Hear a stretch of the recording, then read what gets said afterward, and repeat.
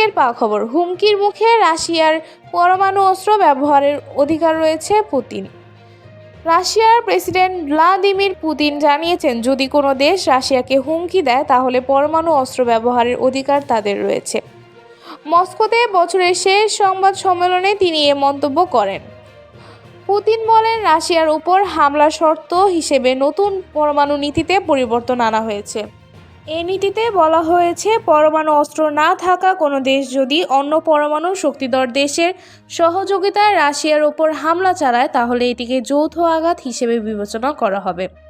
সংবাদ সম্মেলনে পুতিন আরও উল্লেখ করেন, সামরিক হুমকি ও ক্ষেপণাস্ত্র বিরোধী ব্যবস্থা তৈরির কারণে এই নীতি সংশোধন করা হয়েছে। এই ধরনের শক্তিশালী বক্তব্যের মধ্য দিয়ে পুতিন পশ্চিমা দেশগুলোকে স্পষ্ট বার্তা দিয়েছেন। এটাই ছিল আজকের বুলেটিন। আমাদের খবর কেমন লাগলো তা অবশ্যই জানাবেন। নতুন নতুন আপডেট পেতে আমাদের চ্যানেলটি সাবস্ক্রাইব করে রাখুন। ধন্যবাদ।